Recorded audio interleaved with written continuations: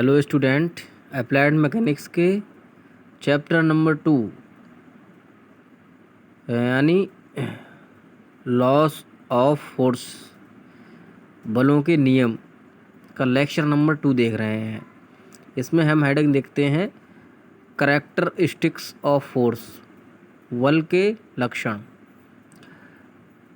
एक सदिश राशि के रूप में बल के निम्न अभिलक्षण होते हैं। तो बल को निरूपित करने के लिए क्या क्या की आवश्यकता होती है? मैग्नीट्यूड क्या होता है? एक तरीके से क्वांटिटी, ठीक है। दूसरा डायरेक्शन, जैसे परिमाण का मतलब क्या हुआ, मैग्नीट्यूड का मतलब कितना हुआ, किसके क्या कितना लग रहा है, मतलब 10 न्यूटन, 10 न्यूटन लग रहा है, ठीक है। मैग्नीट्यूड को देखते हैं। ये बल की कार्य कर सकने की शक्ति का आभास कराता है। स्पष्टता, कम परिमाण का बल अधिक परिमाण के बल की अपेक्षा पिंड पर कम प्रभाव डालेगा। कम परिमाण का कम डालेगा और अधिक परिमाण का अधिक डालेगा। ये प्रायः न्यूटन, किलोन्यूटन या किलोग्राम बल में व्यक्त किया जाता है। अब देखते हैं दिशा। देखिए, बल एक सदिश राशि है, अतः उसकी कार्य करने की दिशा अवश्य होती है। इसको ज्ञात करने पर हम ये अनुभव कर पाते हैं कि बल का प्रभाव किस ओर होगा। बल की दिशा 4 मुख्य दिशाओं पूर्व, पश्चिम, उत्तर व दक्षिण अथवा ऊर्ध्वाधर एवं क्षैतिज दिशाओं को संदर्भ दिशाएं मानकर नियत की जाती है। बल की दिशा को इसकी क्रिया रेखा, लाइन ऑफ एक्शन भी कहा जाता है, क्योंकि बल इसी रेखा के अनुसार कार्य करेगा। देखिए, हम बल की डायरेक्शन किन किन बता सकते हैं कि इतना पूरब की ओर लग रहा है पिंड पर, इतना पिंड पर दक्षिण की ओर लग रहा है, या इतना पिंड पर दक्षिण, पूरब, पश्चिम इतना लग रहा है, इतना इतना, ठीक है। और इस तरीके से भी बता सकते हैं कि ऊर्ध्वाधर दिशा में कितना लग रहा है या फिर क्षैतिज दिशा में कितना लग रहा है। अब देखिए, डायरेक्शन तो इनफाइनाइट हो सकती हैं।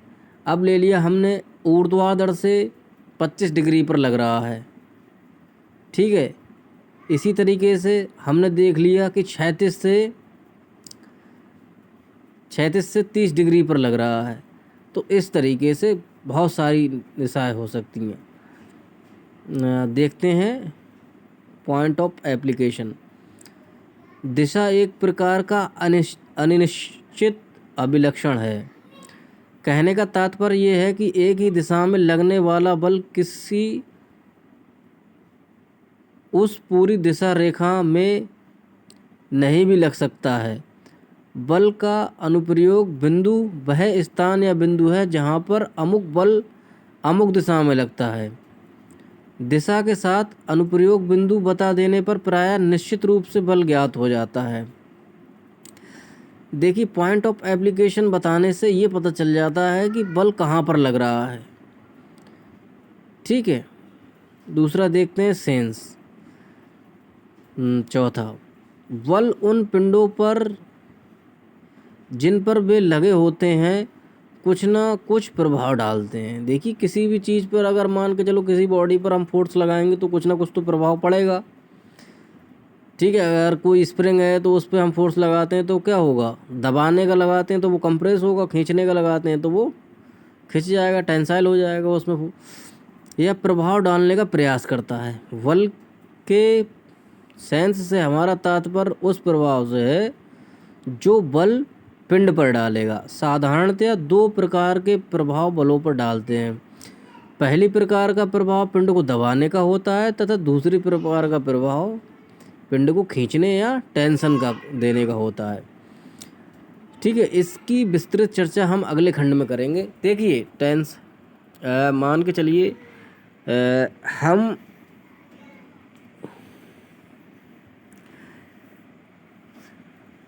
किसी बॉडी को धकेल रहे हैं। अब तो हम जो उस तरीके से धकेल रहे हैं तो वो कंप्रेस भी तो हो सकती है, ठीक है, उसे दबाने का प्रयास भी तो हम कर रहे हैं, तो उसका नेचर कैसा हो गया फोर्स का, कंप्रेसिव हो गया। हम उसको मान के चलो किसी बॉडी को हम खींच रहे हैं तो पुल कर रहे हैं, तो वो बॉडी की लेंथ बढ़ भी तो सकती है, एलोंगेट भी तो हो सकती है उसकी, ठीक है। इसी तरीके से कितने तरीके के होते हैं सेंस, क्या होते हैं, कंप्रेसिव और टेंसाइल, यानी कि हिंदी में क्या दे रखा है, दबाव डालने वाला और खिंचाव करने वाला। अतः परिमाण, दिशा, अनुप्रयोग बिंदु एवं प्रकार बल के 4 अभिलक्षण हैं। ये सभी अभिलक्षण चित्र में दिखाए गए हैं।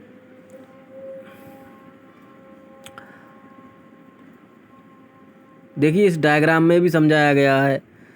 देखिए फोर्स जो लग रहा है एरो इसका बाहर की ओर है, तो ये कितना किस तरीके का बल है, खिंचाव बल, यानी टेंसाइल फोर्स।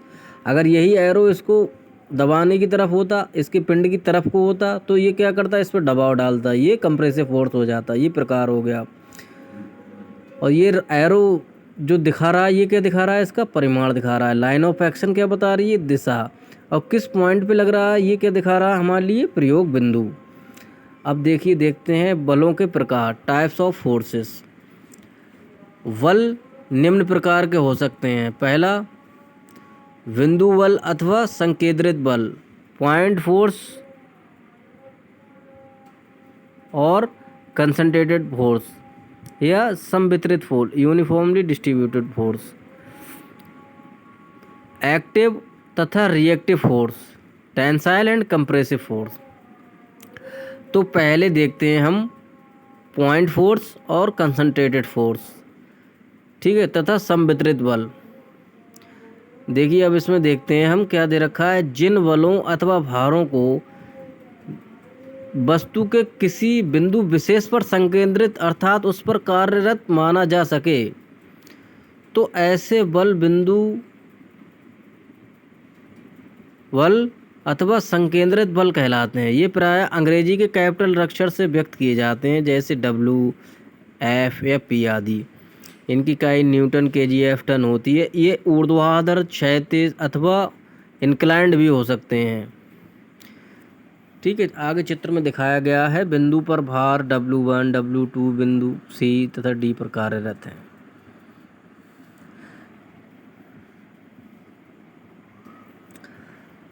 अच्छा अब देखिए, कंसंट्रेटेड मतलब एक ही जगह पर इकट्ठा होकर, तो कोई फोर्स है एक ही जगह पर लग रहा है, ठीक है, तो क्या हो जाएगा, वो कंसंट्रेटेड लोड हो जाएगा। कंसंट्रेटेड एक ही पॉइंट पे लग रहा है।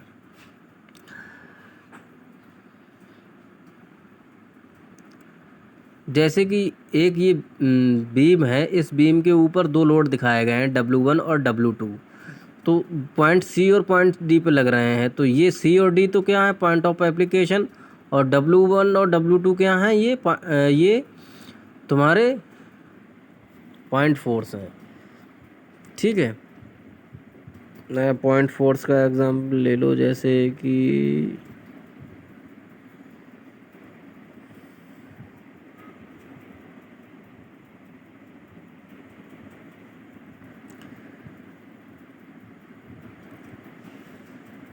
किसी भी स्मॉल क्षेत्रफल की बॉडी के द्वारा किसी बीम या कॉलम पर फोर्स लगाना क्या कहलाएगा, ये तुम्हारा पॉइंट फोर्स कहलाएगा,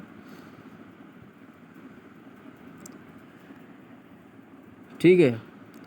और देखते हैं हम यूनिफॉर्मली डिस्ट्रीब्यूटेड लोड, जिन बलों अथवा भारों को वस्तु की कुछ अथवा पूरी लंबाई पर समान रूप से बटा हुआ माना जाता है, तो ऐसे बल अथवा भार संवितरित बल कहलाते हैं, यूनिफॉर्मली डिस्ट्रीब्यूटेड बल कहलाते हैं। ये प्रायः स्मॉल W प्रति इकाई लंबाई से व्यक्त किया जाता है, ठीक है, जैसे 2 किलो न्यूटन पर ml, ठीक है, या मीटर या mm, सॉरी 2 किलो न्यूटन पर मीटर दे रखा है, इसमें फिर ग्राम लगा हुआ है, 2 किलोमीटर पर मीटर, इसकी इकाई न्यूटन पर मीटर या टन पर मीटर होती है। देखिए इसको निरूपित कैसे किया जाता है, कितनी लंबाई पर कितना फोर्स लग रहा है, 1 मीटर में कितना फैला हुआ है या 1 mm में कितना फैला हुआ है, इस तरीके से व्यक्त किया जाता है। मगर ये होगा कैसा, इसकी सारी जगह पे इंटेंसिटी समान होगी उतने मीटर में। दूसरी जगह जाके देख लो 1 मीटर में रहेगा उतना ही, ठीक है, उतने ही न्यूटन ही रहना है।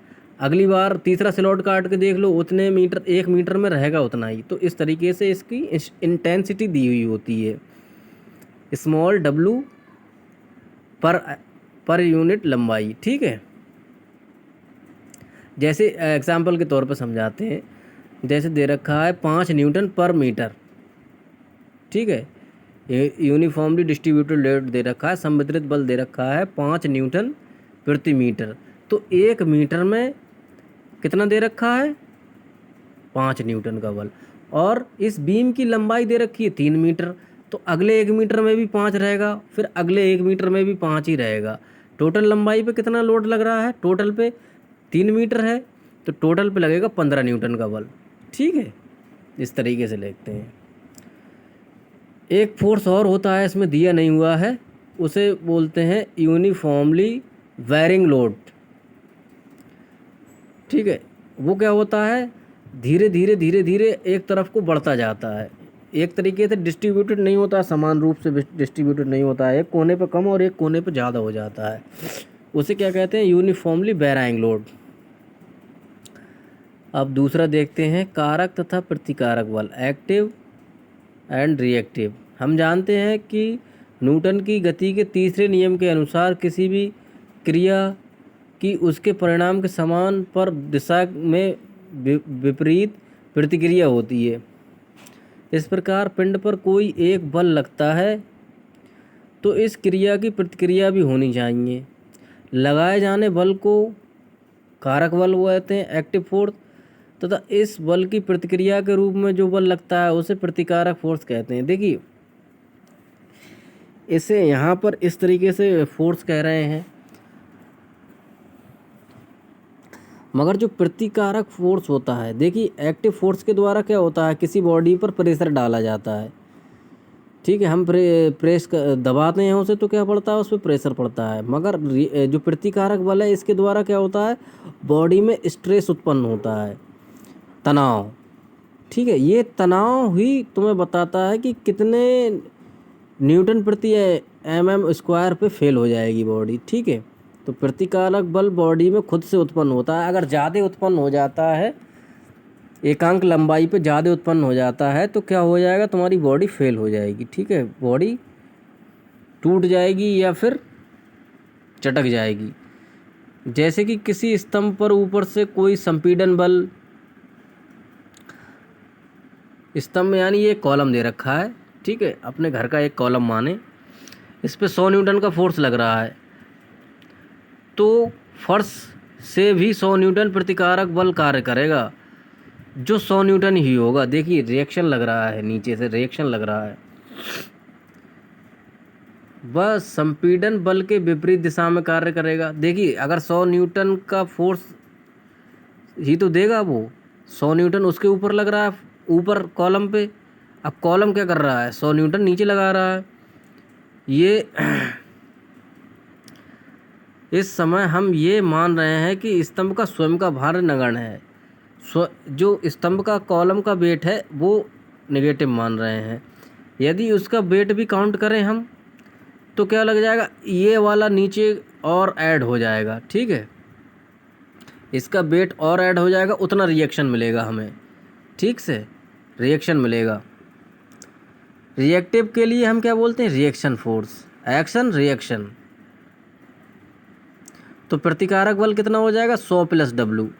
W क्या मान लेते हैं हम, इस कॉलम का वेट, ठीक है। प्रतिक्रिया बल संकलन के लिए अपरिहार्य है क्योंकि ये एक अकेला बल संतुलन में नहीं रहता।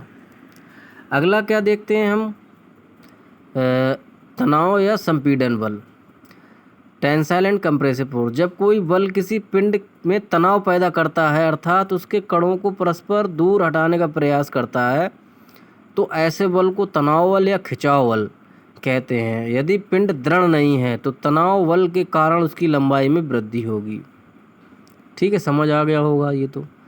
जब कोई बल किसी पिंड में दबाव पैदा करता है तो उसे संपीड़न बल, फोर्स ऑफ कंप्रेशन या कंप्रेसिव फोर्स कहते हैं। यदि वस्तु दृढ़ नहीं है तो संपीड़न बल के अंतर्गत वह दब जाएगी या उसकी लंबाई कम हो जाएगी। ठीक है, परंतु उसका अनुप्रस्थ काट क्षेत्रफल बढ़ जाएगा। ठीक है, तनाव और ये देख लिया।